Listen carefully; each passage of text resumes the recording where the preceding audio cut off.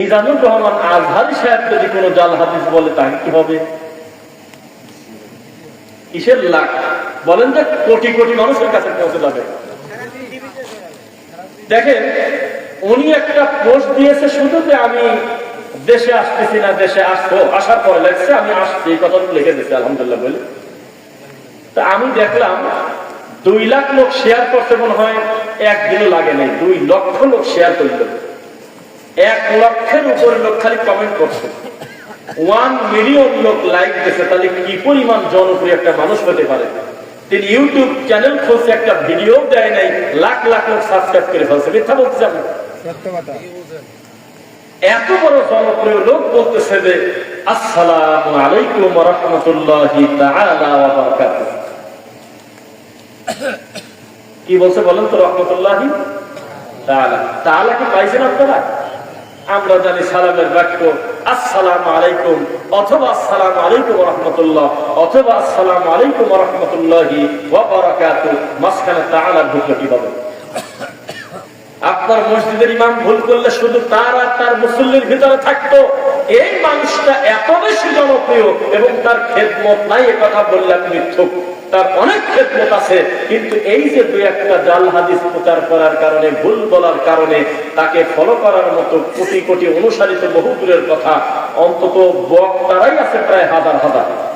ওই বক্তা আবার দেখি যে জলসার মঞ্চ আমি নিজে দেখছি, তারাও সালাম দিচ্ছে আসসালামু আলাইকুম ওয়া রাহমাতুল্লাহি তাআলা ওয়া বারাকাতুহু।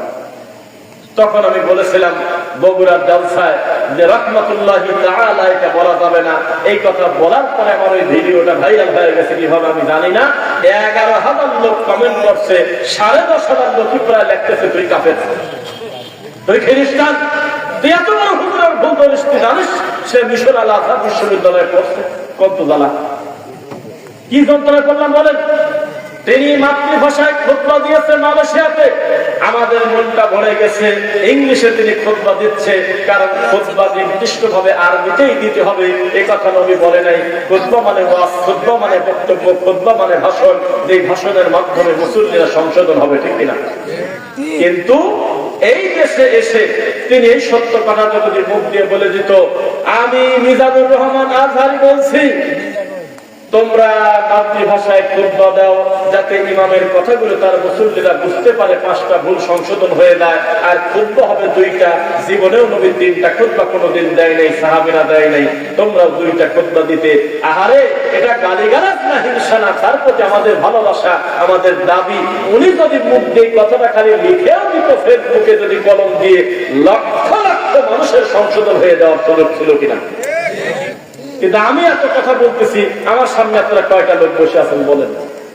এই জন্য বড় মানুষের মাঝে মধ্যে নাম ধরে বলতে হয়, যাতে আপনারা ধোকায় পড়ে না যান। একটা